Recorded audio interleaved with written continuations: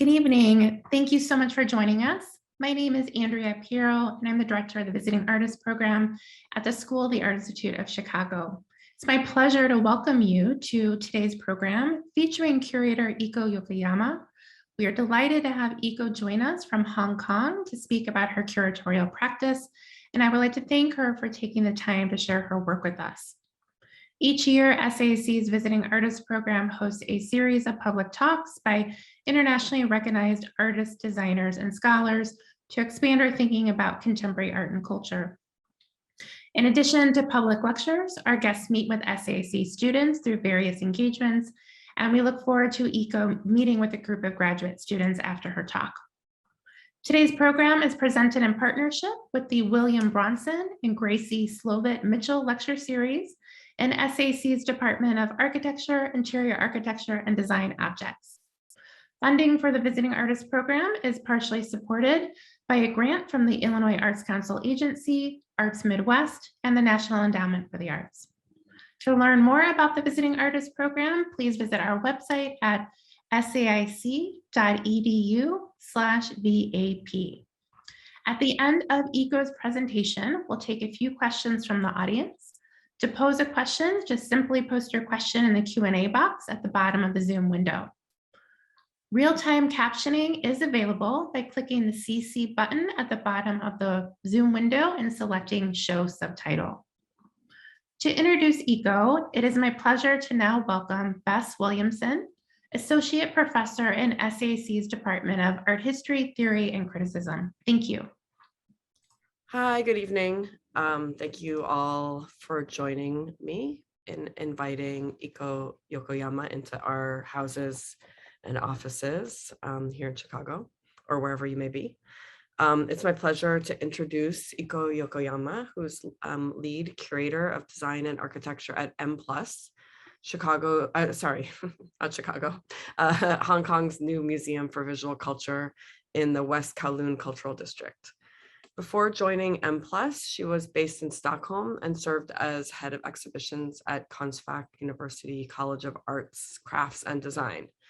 As an independent curator and writer, Yokoyama also worked on international exhibitions and projects, including Found Muji Sweden in Stockholm, 2016, Japanese Design Revisited for Helsinki Design Week in 2015, and the Fab Mind, Hints of the Future in a Shifting World at 2121 Design Site, Tokyo in 2014-2015. She also regularly contributed to the periodicals Form, Casa Brutus, Axis, Pen, Esquire, Elle Decor, and Studio Voice. Yokoyama authored and co-edited a book about the legendary Swedish ceramic artist Lisa Larsen, called Lisa Larsen, 2011. In 2008, she co-founded Editions in Craft, a production platform that encourages collaboration among artists, designers, and craftspeople, and worked on projects mainly in South Africa and Sweden. She served as a board member of the Friends of Moderna Museet in Stockholm from 2008 to 2015. And currently she serves as an executive committee member of the International Confederation of Architectural Museums and an advisory panel of the Center for Heritage Arts and Textiles in Hong Kong. I want to acknowledge the significance of Yokoyama's work at M+, which just opened in Hong Kong in late 2021, only soon to close for COVID safety. And of course, to recognize the significance right now of museums within Hong Kong as well. While I can't predict the future histories that will unfold as the museum reopens soon and takes its place within an ever-changing Hong Kong, I can speak to the importance of having a major collection and curation program that runs from East Asia. The canon of modern architecture has often operated assuming London, Paris, Berlin, New York, and even Chicago to be important centers. But histories of building, planning, and global cultural exchange make Asia a significant player throughout, with themes both related to and independent from European and American architectural narratives, along with, of course, Middle Eastern and African histories. The M+ collection recenters the architectural museum world, as the practices of architecture and design have already been doing all along. In the best case scenarios, as ECO's own creative and cultural own creative and critical practices have done, this will also be a playful and experimental intervention rather than a search for any one accurate history of architecture and design. So I will pass the screen off to ECO. We will reconvene around 8:30 Chicago time. So please put any questions and comments in the Q&A tab at the bottom of your screen for us to discuss at that time. Thank you. Thank you, Bess and Andrea. Good evening, and then it's early morning here. Thank you very much for inviting me to this visiting artist program tonight. It's really an honor to be invited to such a historical public program of the school, and then special thanks to Andrea and then also Associate Professor Jim Termer, which I will tell later because I met Jim and then you were the college student back in Milan when I used to work in Stockholm at another art academy, so which we used to kind of bring each other students and then meet with the exhibitions. And then I will share my screen first. So I have named my talk today as a go-betweens, maybe strange title, but like it will share my trajectories, which shaped how it shaped my curatorial career as a mediator. So it's technically what the Bess explained my short bio. So actually I will unpack a little bit the way, you know, the shaping my ideas, curatorial ideas, and it's a lot of mistakes and different multiple things I have done in my life that really makes me as a today as a Japanese spent half my life in Europe, and I came to Hong Kong and then bridging between the values and the cultures and the traditions through now the museum. So at the moment, so I work at this M+, the New Museum Visual Culture in Hong Kong. So I will talk more about M+ later, but just to start like because it's a quite amazing the space and it's very large institution, but there was a long journey until I got here. So I will talk other things in between, but I just show you a little bit super quickly a video about M+.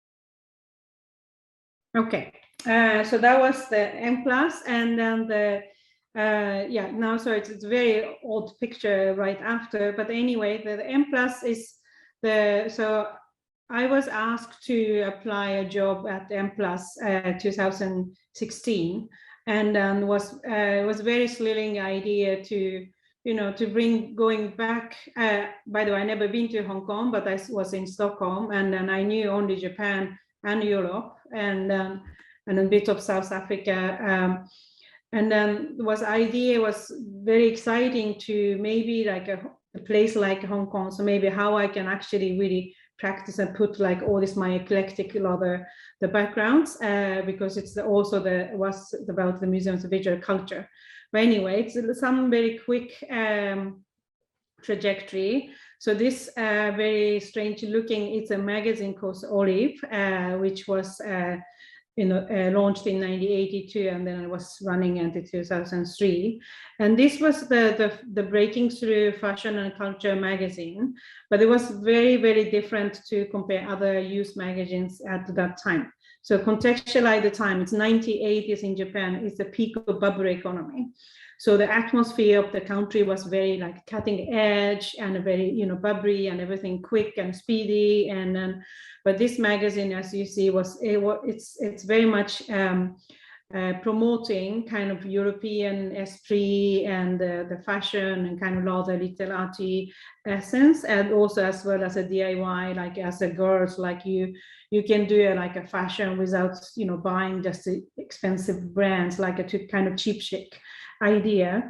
So I was quite crazy about this magazine. It's really like a shaping me. But as you see here, it's a Japanese magazine. It's all Western white models, that's through the years. So of course I didn't reflect that at that time, and the time was really, nobody was really not questioning, but it was like, there's something like a magazine culture which is absolutely maybe not possible to make it today. But anyway, I was very much shaped to this idea about kind of Europe, like London, Paris. That was kind of the kind of very my first encounter to kind of European culture, and then also the kind of visual language. And then, so then I was completely dedicated when I was doing my junior high. I thought I'm going to be a fashion designer, but very quickly when I started high school, I changed my mind. I wanted to go to the art academy. But this is so in Japan, in order to go to the art academy, I don't know how it works in US, but it's still today. This is something tradition started in 60s or so. They really have to train this kind of very old-fashioned pencil drawings. If you go to design the faculty, you have to be able to draw between glass, metal, stone, fabric, anything, materiality, you have to be able to draw by your pencil. Or if you go to the visual art or fine art, you still draw a plaster model with charcoal. And then also there's a color composition study. So this is still applied. So then the many high school kids spend the whole afternoon and the summer holidays to practice this, to get in exam. And then also I was born in the baby boom time. So the university competition was sky high. So since my, since 16, every afternoon and then the summer holidays and the winter holidays, I spend this kind of the atelier to really train these kind of things, because I was so fixed idea. But I will realize later on this will become something, it's not bad to have it, but it become a very the burden to really to break out and to really find what is creative ideas. So anyway, so I did that. So then I was about to apply the school. So I was really inclined to apply design department, and then because I wanted to design furniture actually, like this, and also very much influenced by this kind of Japanese modernism, like the Yanagi Soli or the Scandinavian designer, the wood ones on the left side. So that was a kind of my vague ideas. I wanted to make a chair or the furniture, but then I think was only a few months before that I sent my application form. So there was one exhibition in Tokyo about the Gaetano Pesce's exhibition. So Gaetano Pesce is an Italian designer, very expressive, the designer who made a chair in silicone, which even not possible to sit. So it was just a sculptured idea of chair, but I was kind of, my mind was blown out, like, wow, I thought this is the chair always have to be functional. This is talking about, you know, the late 80s and early 90s. And then also same year, so then Ron Allard, another Israeli, but it's a British, the designer, who made his breakthrough with this metal chairs. And then again, that was on the cover of the Frieze magazine. So it wasn't even like a design magazine, it was the pure art magazine. And then the Ron Allard, the immigrant, the furniture designer, made a cover. So that was also shocking. So I have to tick the box for the materiality, like a wood, a metal, or I think it was ceramic, and then the plastic or something those days. So then because it was so strong, the impressions, I ticked the metal without not really understanding what the metal department is supposed to do.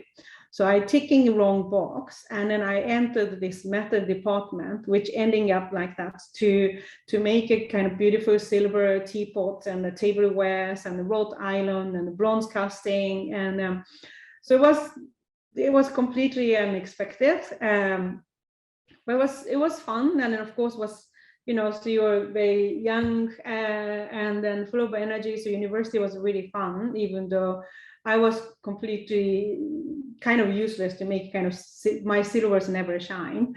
So I was already a little bit wrong. So I'm happy to be at university, but there was something wrong subject. So I started to go into the other departments, lectures, and then also the Japanese Art University has also the half-time theory, like a philosophy, art history, and so forth. So I go to the other friends who want to stay in the studio, so I can go to their seminars, and then I can tick the box for them. So I was very much doing the studio, but very much taking this the theory lessons. And then after I graduated, didn't me feel like I'm ready to take a job to be a designer, or also I was kind of expressing my disappointment of the school. So as you saw, this technical skillness, what we train, and then the way to really kind of think free about what's creativity is, and wasn't really there. So it was very much about, again, how to make things better and then, you know, more precise. And then and then also I was at that time, I mean, this is a pre-internet time, maybe you guys wouldn't believe, but anyway, I was like, it's already quite skeptical about this information flooding, because it's, as I said, it's my kind of influence started from by consuming the information through magazines, through fashions, and through books. And then of course, during the university time, I went to the galleries and museums all the time. There's tons of them in Tokyo. So I was just like the culture consumer. But it's made me feel like I'm not making any decision myself, or I don't know even if it's something, what is my own idea. It just feels like it only comes from the input from outside. So I decided to make a quite drastic change to go abroad. And then I thought about UK firsthand, because it was easier maybe with the language wise. But during the bubble economy time, so there was in London, there was like lots of Japanese students. And then I went to RCA at that time. So actually Ron Allard was a professor, and he was showing me school around. And there was in the canteen, there was already like maybe 10, 15 Japanese students eating together. And then he said, oh, maybe they will be a friend next year. And then I felt like maybe something that's not really what I expected. But through my interest in Scandinavian design, so this the kind of study trip to see the schools, I also took a little detour to Sweden, because I had some professors who studied architecture and design in Scandinavia, so I had some recommendations. So then I ending up to the very tiny school, because I went to the old usually, you know, if you finish your bachelor, you should go to the higher studies like RCA, but I was so unattracted to sake of getting like the famous school paper. So I wasn't really not into that. So then even in Scandinavia, I went to the kind of most famous academies, but didn't attract me. And then I ending up the one in the top in the middle is called Stenabyskolan. It's a tiny little like the school for foundation course. So many like this type of the kind of art school like in Sweden, like it's many of this like in the middle of nowhere in the woods, a place like this. So I was shocked when I saw this school because there's no gallery, no cafe, and I mean school has a tiny library, but there's no input. The input is, you know, so you have to just confront you or your peer colleagues or the nature or something more, you know, philosophical or whatever. So I was completely shocked. And so I asked if I can go to this school, and they said, well, this school is not usually someone already went to the university to come, but their fundamental, like the base study, like I show you this kind of technical drawing, nothing like that. So it was completely free to think a different way. So I was totally attracted. So I moved to this, you see this red dot. So it's also like it's one of very tiny village in Sweden. I mean, that time I was working one of the largest bookstore in Tokyo. So I bought the most detailed map of Sweden to tell my parents where I'm going, but my village was not even indicated. So I went to this, here, and then also you see this poster. I don't know if some of you might have seen Lars von Trier made the film The Björkos Darling, so Dancer in the Dark. It's a very dark psychological drama, but that was shooting in the village where I used to live. So you can kind of see the atmosphere. I also felt it's kind of like, it feels like a Twin Peaks or something. So it was really cool. And then so it was also, I used to like say this is something like my Walden, like the Henry Soros ideas. There's a lot of debate how he, you know, how he practiced, but at least for in my mind was like to move to the woods was this the kind of social experiment and challenging myself, and then to find something, the spiritual discovery or self-reliance. So this was, I spent the 2.5 years. I mean, I probably can't really live in this deep countryside ever again, but I have learned so much. Something fundamentally different about the lives, and then also kind of rather resetting. So the idea of like to consume the culture, because I am the culture content producer, but because I love so much, but it's a very sensitive relation, how you consume, how you meet. So that was a really fundamental kind of reset for me to do this from super much to nothing. So that's, I really needed to do that. So then eventually I moved to Stockholm, and then that time my partner, so we opened the tiny gallery called Småråten, and then that was also a reaction to, so my study was metal and the kind of craft, and then so it wasn't really like a pure visual art. But then if you come to Stockholm, I understood like the gallery system is very hierarchical. So it's very, the visual art, there's someone who studied the craft or design, or someone doing in between. There's no gallery for them because they doesn't really fit to the category of the visual art trading. So we had this little gallery about contemporary jewelries and furnitures, and then also ending up, we didn't know how to even run the gallery, but Robert Wilson somehow found our gallery very attractive, and then we hosted this the performing chair exhibition at the gallery. And then while I'm doing the gallery, but because I still was doing my the study, so I ended up more like doing the sculptures, and then I had a couple of commission for the public art, like a school and hospitals, and then I had my own studio. But my mistake was, I probably went to school so long, and then the day, and then at the school you always with your peers, the friends, and then in the studio was always fun. To make something was really fun. But when I got my own studio, I was incredibly lonely. So after 2 days, I felt I can't do this. So I have to call my dad and sorry, I have to really study again, because I felt I'm not really suitable to this kind of solo creation person. And then also while doing this, the gallery, so I was much more interested in organizing, arranging some, and then also mediate. And because also I start to see this gap in between the different type of creativities, and then there's also the hierarchy in output. So then I went to this international curatorial program at Konstfack. So that time, so the curatorial studies was still early. In Europe was only RCA and Konstfack, and the Appel was only offering the curatorial program, and then also on the only the visual art. So I got in and then I started, but again, so I was the classmates was there, like art historians, and then to study the social history, philosophy. So I came from practice, and then also it's not even pure art practice. Again, I was a little bit strange in between there.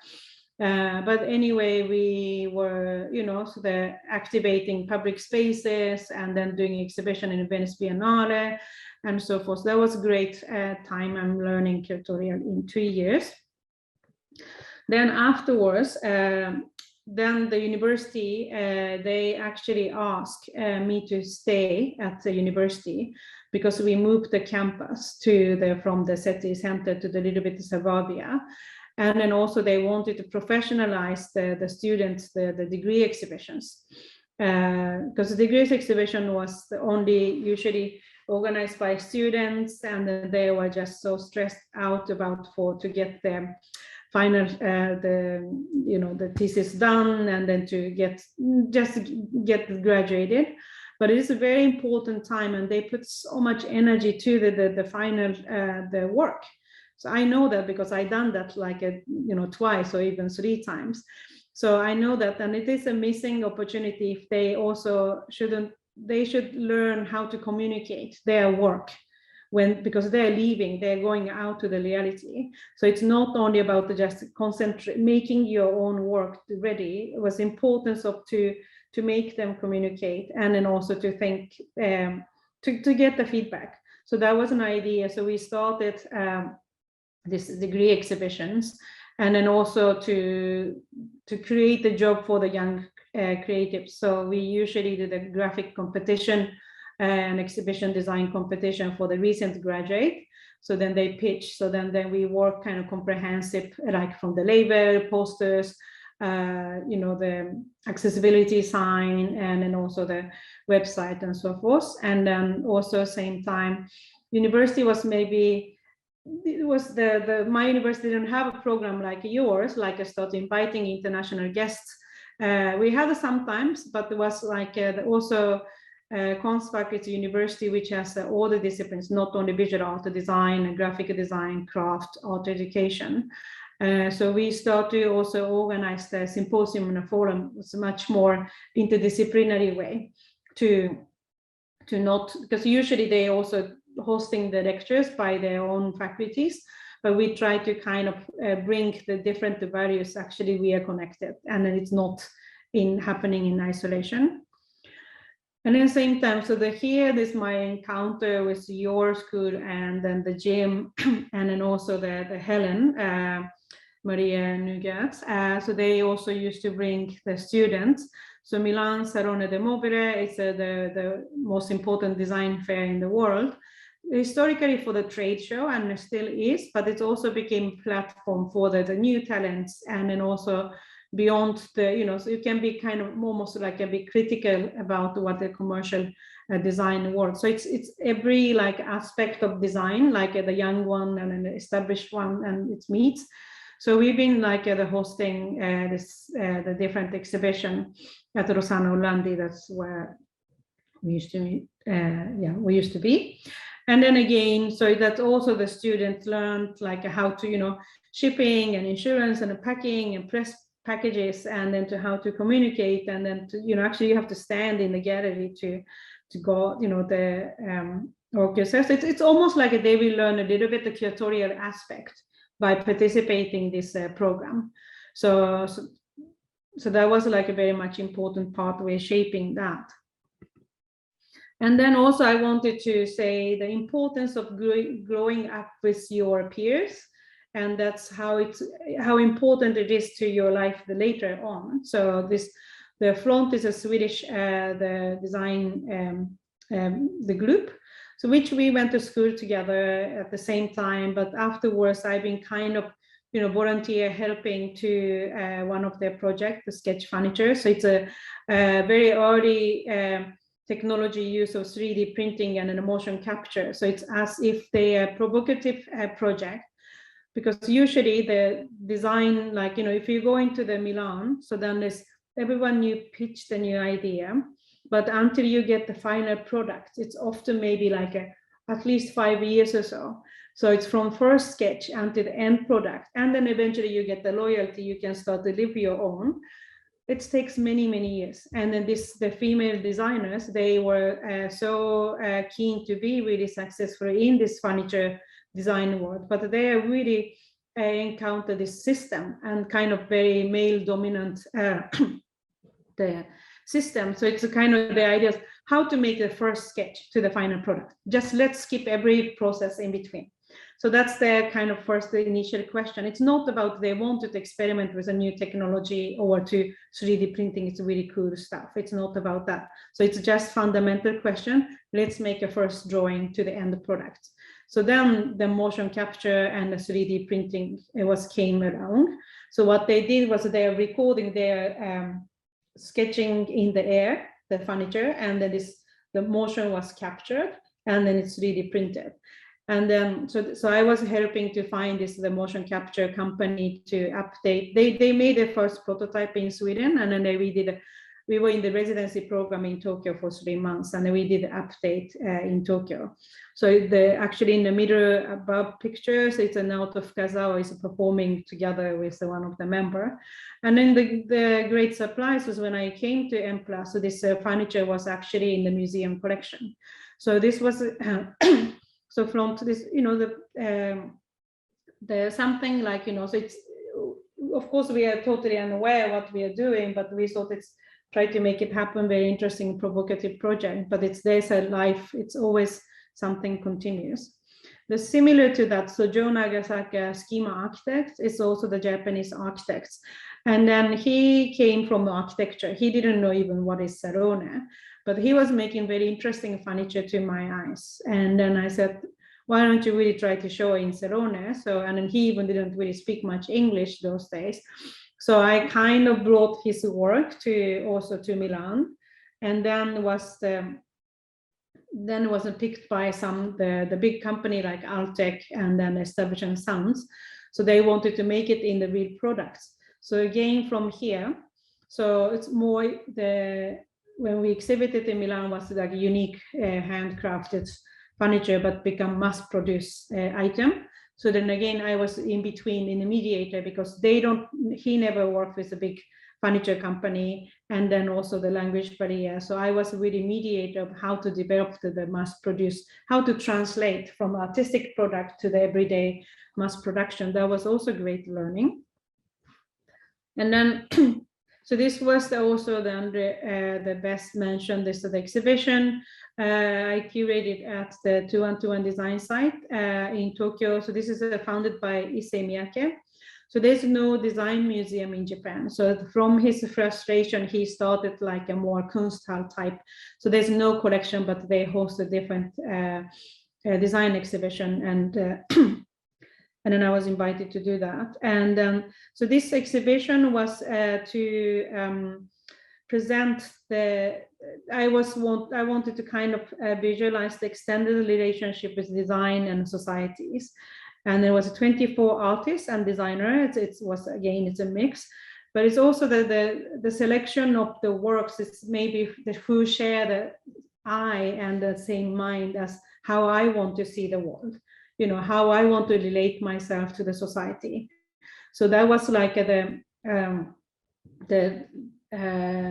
of curatorial kind of the foundation was, again, it's not so much about, this is a great new tendency about new material or something, the most notable designers of today. So it was something I wanted to kind of to highlight and share the value, how to see the world.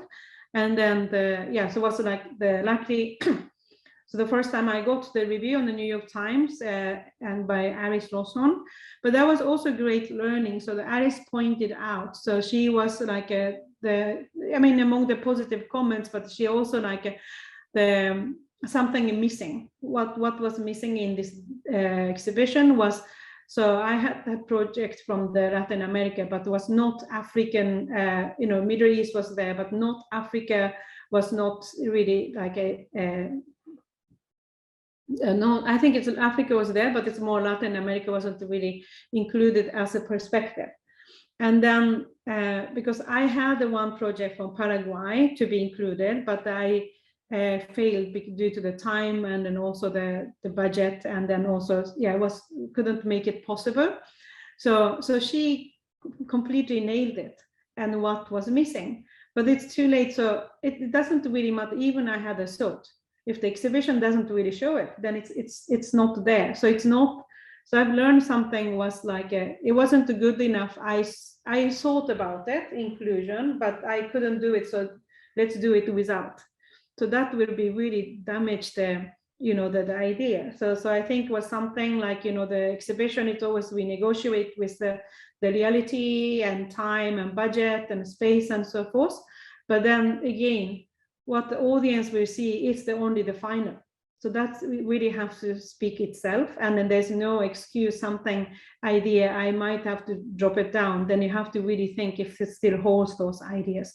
So that was a really important learning. But also same time for me, it's like the commercial world and then art world, design world. I really didn't want to, not to differentiate. It's because to me, it's a very continuous related line. And then Muji, some companies of my life mentor, she's one of the Muji's founder, Kazuko Koike. And so I mean, the Muji, when Muji came to the world, so we were completely, shocked, such a radical design ideas, and then also the lifestyle, the provocative message. And then I worked and helped a couple of Muji project, and then including ad campaign, and this Found Muji was the Muji kind of to visit different countries and select the products which they think it's aligned with Muji. So it's kind of everyday simple product. But this Muji ad campaign, I should be a bit careful how to say it, but you see this was like a 5 blonde lady, mother and daughter, and this was shoot in Iceland. So they want, and then it's the copy says like a natural sure Muji, something like that. And then this, I was helping this ad campaign and then to scout these models. So the Muji was saying like so every day the products, and then also the simple clothing. But again, when it comes to ad campaign, so they forced me to really find the 4 blonde sisters and the mother, and they have to be, the tall enough and skinny enough and so forth. So it was, and then they should look like this. It was impossible to really find and they also want to look natural, so they didn't want to go to the model agency. So I was kind of looking from between friends, families, and so forth. So, but in the end, so they kind of how advertisement create this kind of natural looking world, but how the forced image they're making. So I stepped down from because I was quite upset about the way they have to find the models, and then to really the idea was limited. It's not the Muji's fault, but it's like the art director who was hired, it's their idea. But I was quite upset. I mean, like this type of this was 2016-17 campaign. I think they wouldn't be able to really use that, so don't you think? I mean, US and also like in Europe, it's impossible. So again, like there's something like in Asia is very interesting, progressive, but sometimes can be so behind and old-fashioned from this idea of the multiculturalism. And then as I've been writing for the Scandinavian design and architecture and so forth, the Japanese magazine, because I didn't want to lose the skill of the writing. And then it should be a bit quicker. So the one, if I'm not at M+ today, what I will be doing this Editions in Craft, one of the non-profit I started with my colleague. This was a reaction from in Europe was a factory. There was a lot of a manufacturer was in Europe. So this is one example, like Wedgwoods, that the British, one of the oldest the ceramic brand, they moved their production to Vietnam and they fired the workers. And then also those days was a lot of this, the cheap labor in Asia and how the wages are so insane, and then what we are buying, the products, what they spent, nothing, and then we are paying almost like 30 times more. So this kind of imbalance in the manufacture, and we are very interested in why craft disappear. So the Renee, Pat, and me, so we shared our love to crafts, and then to but also as a curator, maybe not only doing the exhibition, let's put ourselves as a mediator, the manufacturer, producer type. So then we were spending, I think 4 years in South Africa, traveling in between. We worked with the Durban University of Technology in South Africa. Kate Wells is she was a social anthropologist, but in the design faculty, who used to host this Shiazama project. So Shiazama is the group of ladies who usually work those traditional beads craft, but they have no education in writing and reading. And so they are kind of isolated from what's happening in the world, and then also their crafts business is declining. People are not buying the handicraft object. So, but also she was using this project as a speak out project of the AIDS problematic. So HIV is still very high in South Africa, and they also have a polygamy. So the ladies have a first wife, second wife, and third wife, and then they're quite taboo to talk about their emotional and then also the social conditions. So Kate usually bring those ladies to hosting workshop. Usually they make their own things and chatting, but they are believing their craft to convey the message. So we went first time without the designers, to ask if they would be interested to collaborate with the designers, because wasn't really sure, because we don't want to force to what many the fair trades did was the modernizing, go to like one country, traditional craft, can you make the color to pink or yellow, a very funky color, then you can sell better in the West.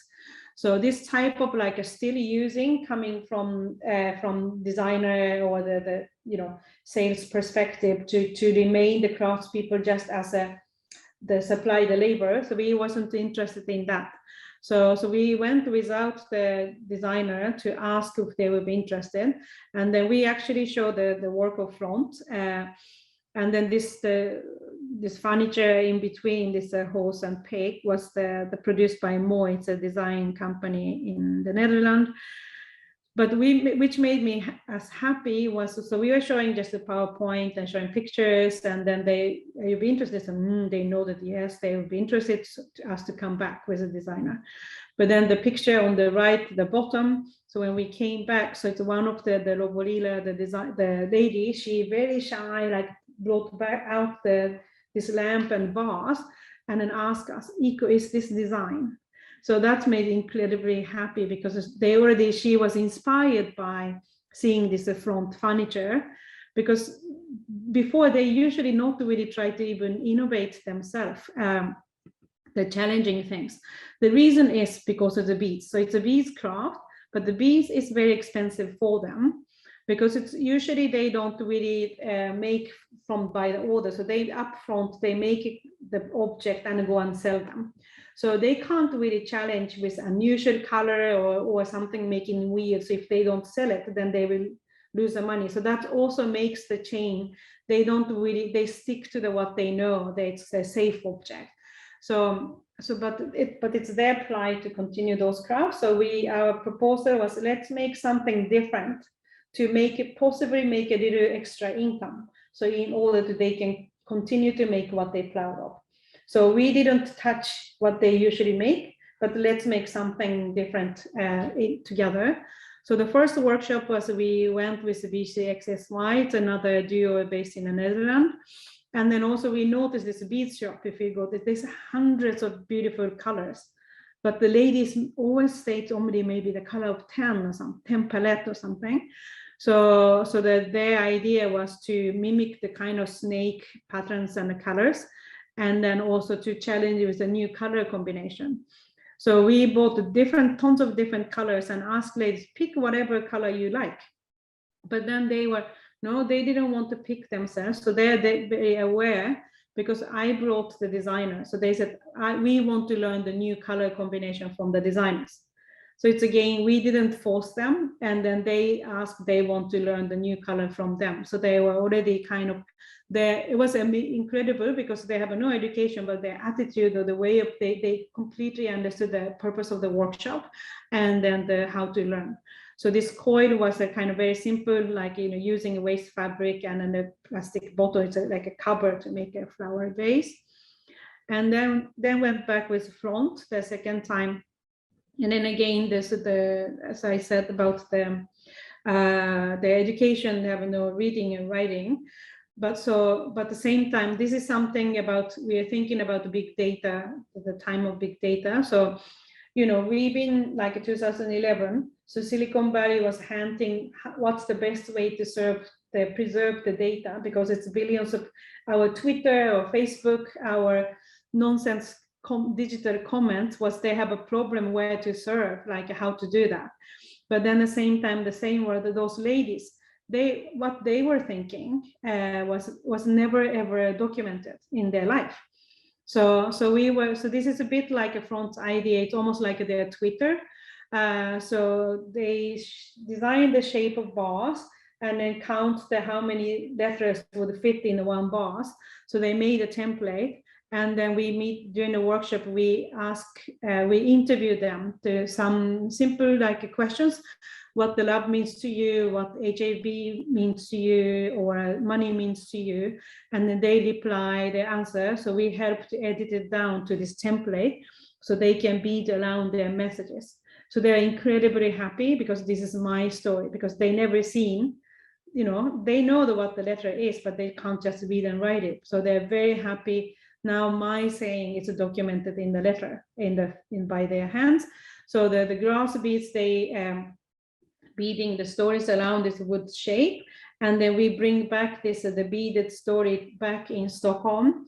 So the Konstfack, we had Sweden is a very famous is a grass craft, and in our university had an amazing grass shop. So we actually grow in the grass in it to the beads, so then become a flower vase.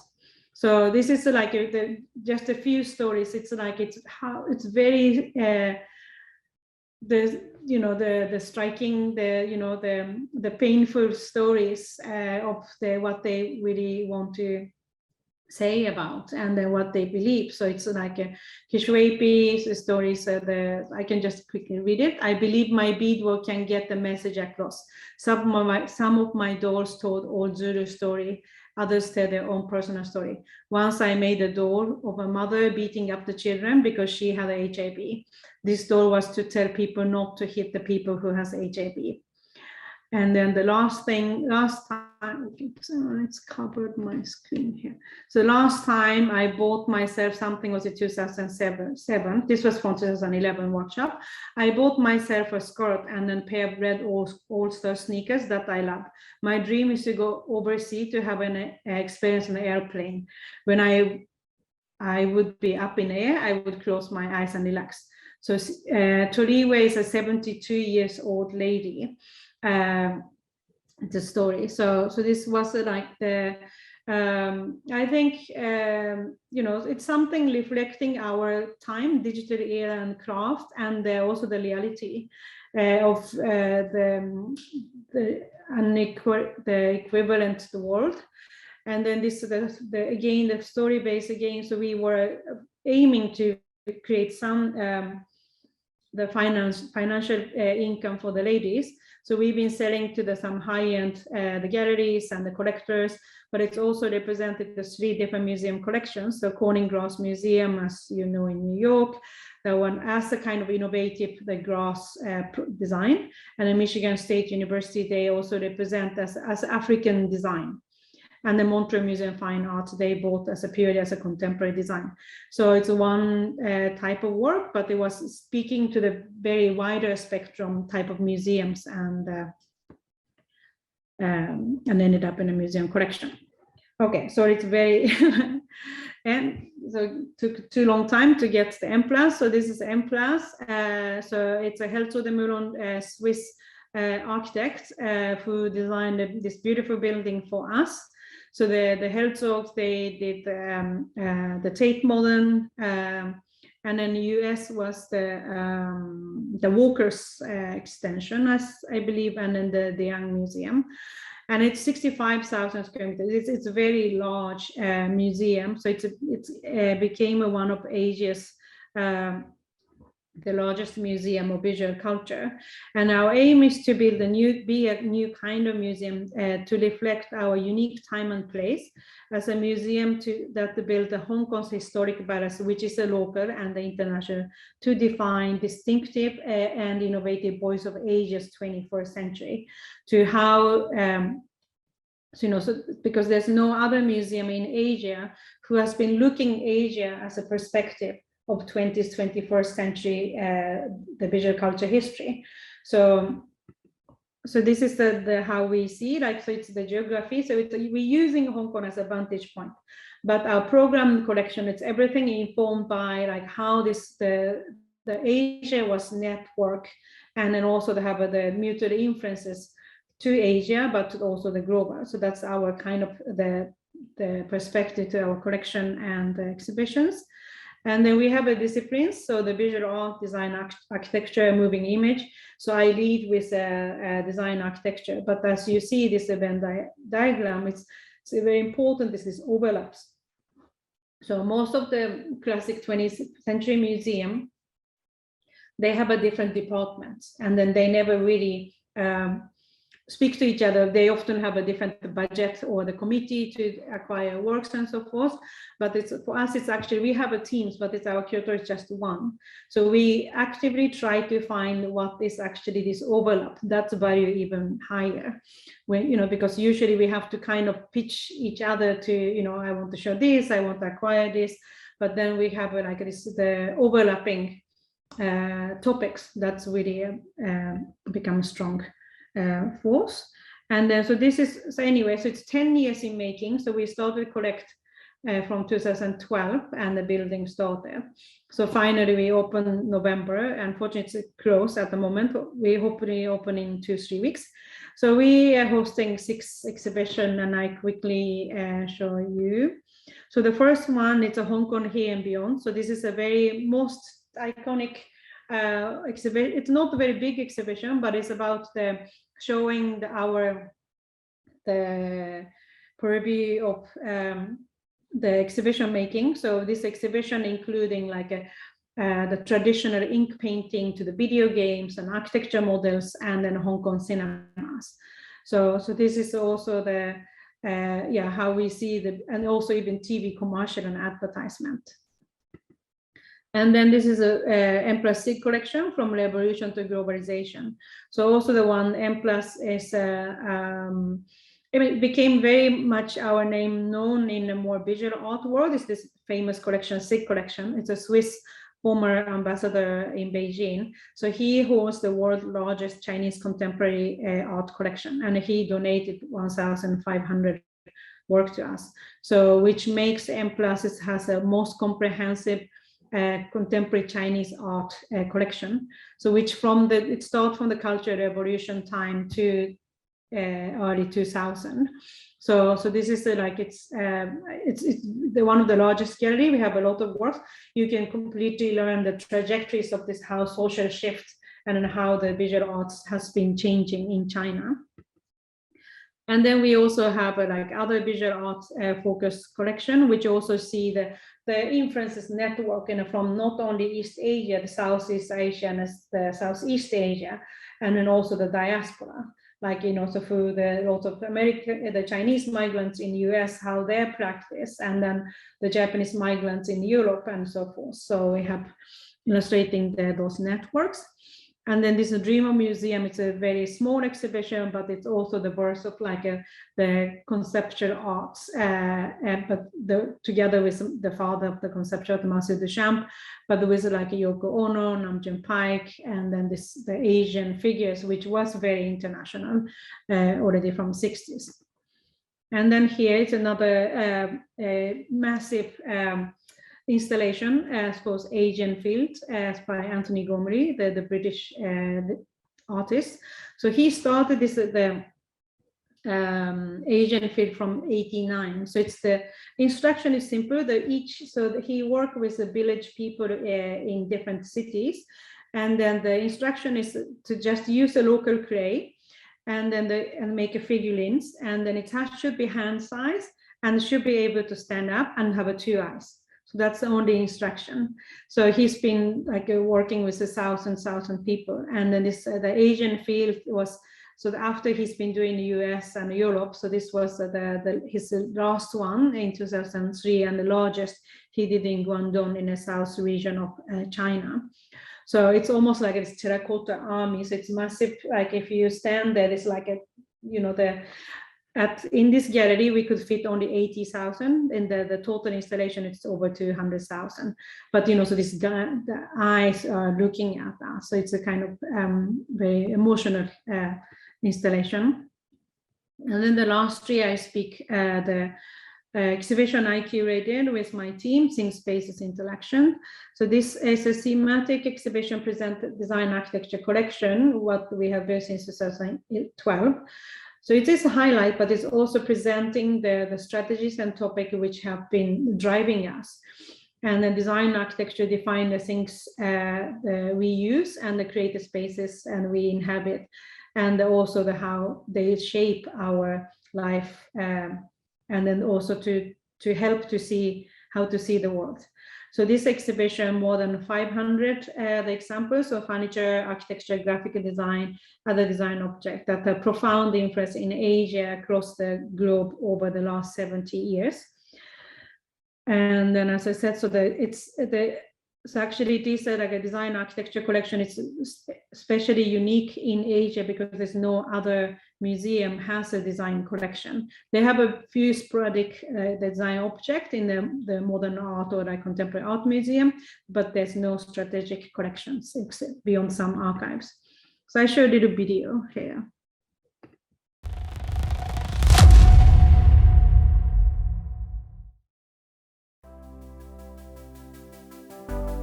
Design and architecture define the things we use, the spaces we inhabit, and the ways we see the world. Things, Spaces, Interactions presents key works from the M+ collections that inspire us to look closely at the objects and spaces we interact with every day. This exhibition examines how developments in design and architecture across Asia are intertwined with shifts in the region's economics, politics, and culture in the 20th and 21st centuries. The first section of the exhibition is called Hong Kong as Lens. The objects on view here exemplify how M+'s design and architecture collections have been defined by the unique culture of the museum's home city. Design is shaped by the flow of ideas and objects across borders, and Hong Kong has long facilitated this exchange. There is a rich history of affinities between works produced in Hong Kong and those created abroad. In particular, the city's urban growth exemplifies the value of both formal and informal approaches to architecture. So that was there's a little intro, and then divided it in 5 sections. So probably I don't have enough time to go through each section in detail, but it's like this is the one most historical part is that the strongest what no other museum doing is like how design, the Asia went through, I mean, all over the world, but it's a lot of post-independence, post-war, post-Cold War, and then how design architecture took to shape the country back again. So it was very much, some country was really inviting, like India was inviting Swiss-French architect to build a new capital, or Geoffrey Bauer who revitalizing the local modernity through together with this kind of the regional modernism applied to it. And then all national events like the World Exposition and Olympics, how they use those national events to improve the infrastructure, but at the same time to manifest their own new countries. So that was like in Asia was very much because of this very fragmented the post-colonial, post-war history. So the design architecture took a very important part. And then also same is a product. So if some countries spend a lot of emphasis on the architecture or the infrastructure, but country like Japan is manufacture and export and import is a very important part of the, to not only improving their lifestyle, but it's also to the factories make a job for everybody. And then also to by exporting, they earn their foreign currency. And at the same time, you introduce a new, modern life of Japan to the other countries. And then on the right side, so it's actually the Thai textile examples. But this was Thailand was during the Cold War, was only the Southeast Asia country not colonized, but there was a lot of American was used almost as a base. And then so there's a lot of like the American fundings, like Rockefellers, to support, rejuvenate like a local crafts for the international trade. So those Thai silk and fashion was very highly popular in American high-end department store in the 60s and 70s. So then also once you have a modernity, everybody got their house and the necessary products, and the architects start to question, is this the life what we are striving for? So then become like critical architects like Archigram and the Japanese metabolism movement. So they start to explore the new life, the way of living. So this is a quick video game. The architects and urbanist visionaries featured in this section of the exhibition reimagined what cities could be and how people could thrive in them. The London-based group Archigram envisioned radical modes of architecture adapted to the profound social and technological changes of the 1960s. This presentation establishes a dialogue between Archigram's work and influential built and unbuilt projects proposed in Asia, from works by groups such as the Metabolist Architects in Japan to more recent practices like Ma Yan-song MAD Architects in China. Drawing Architecture Studio created this mural as a visual interpretation of such a dialogue between past and future. Commissioned by M+, the mural depicts a high-density spectacle of movable, modular, and plugged-in structures. If you look closely, you can see projects by Archigram and like-minded architects, as well as similarly adaptive and expandable urban phenomenon across Asia. So that was, sorry, it's now become very choppy and very short, because that's the kind of more visionary architecture, what's happening in Asia and then the UK mostly, and in the 70s. And then also then become a postmodernism. We are very interested in a postmodernism. And then also postmodernism is usually known like 80s, 90s as a peak, but we are stretching our timeline because we can see in Asia, it's already the approach of this embracing the surface, and then to kind of, we title anything goes, just like to much more inclusive, and then more the idea, which is kind of non-hierarchical approach, which we think it's still relevant. So we're stretching this postmodern time from 60 to even 2000 in this gallery exhibition. I'll show another quick video too. Not all architects and designers aimed primarily to solve major social problems through their work. This section, Anything Goes, Postmodern Design, surveys an explosion of decorative surfaces, historical motifs, subjective individualism, and aesthetic contradictions. From the late 1970s through early 1990s, postmodern designers and architects consciously went beyond the agenda of technological progress and functionalism and freely experimented with pluralistic imagery and techniques. Works such as those by Japanese designer Kuramata Shiro, a key member of Milan-based Memphis Group, demonstrate how postmodern design could be wholly transnational yet simultaneously culturally specific. Kuramata's imaginative materials and innovative craftsmanship can be experienced in the Kiyotomo Sushi Bar. a rare, wholly preserved restaurant interior at the height of Japan's bubble economy. First built in Tokyo and then reinstalled at M+.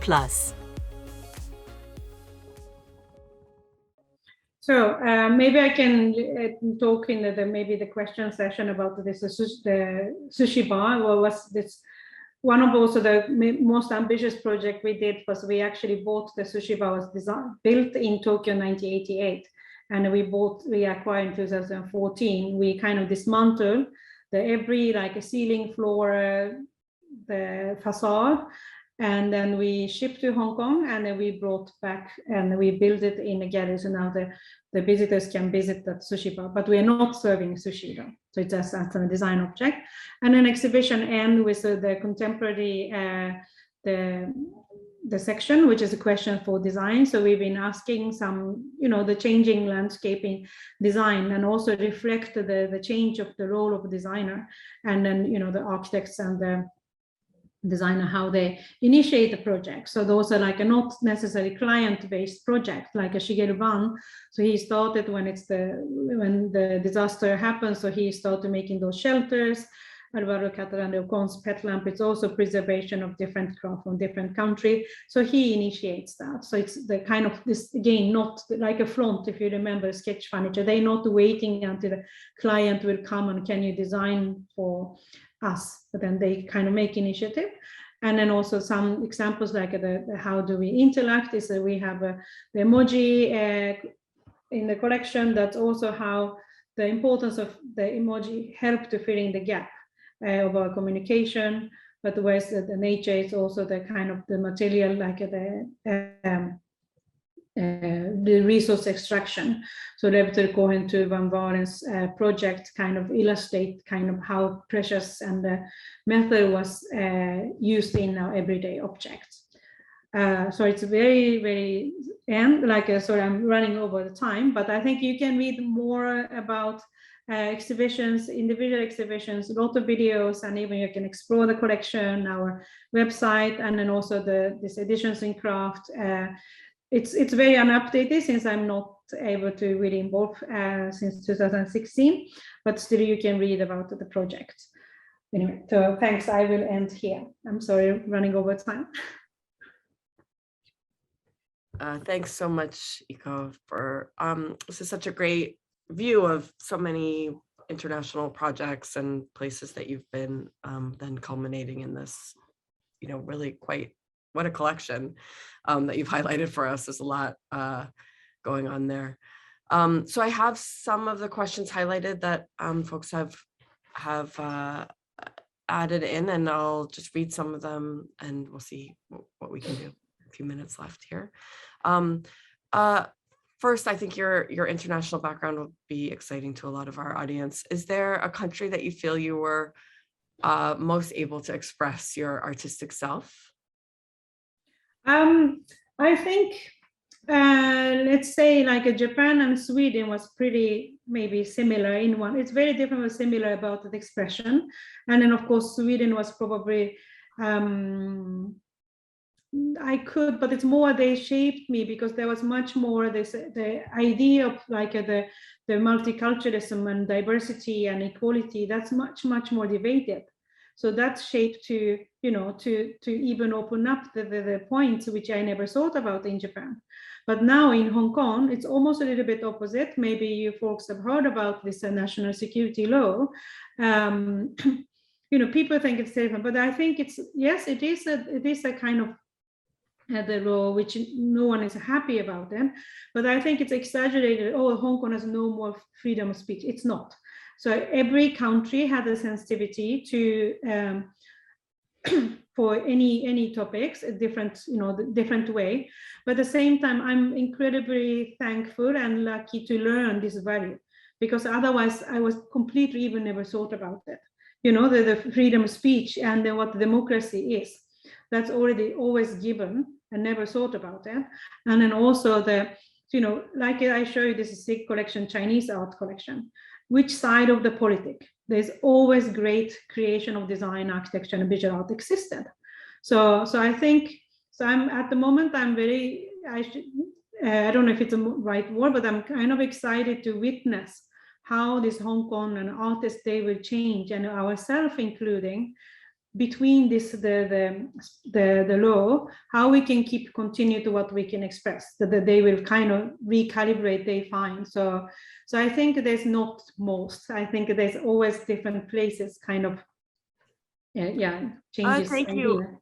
Yeah, I really appreciate you addressing that. Someone had also highlighted in the Q&A the mouse suit that you showed and wondered, you know, how these works are being viewed. And I really appreciate your response to that, because of course we are all curious to know, particularly moving transnationally, how you're seeing those things. Yeah, I mean, showing mouse suits, it's no problem. That's not breaking the law. Still, we can show the mouse portrait. You saw it's a so-called cynical,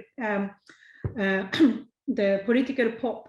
So there's a lot of caricature of Mao. I mean, this national security law about Hong Kong's independence, you know, secession and these wars. It's not about, like, you know, I mean, of course you can't insult the mainland, the Chinese government, but it's very limited, very for specific words. If we don't touch that, it's still we can express like so it was a lot of people, was the media all over the world wrote so much about if emperors can show Ai Weiwei.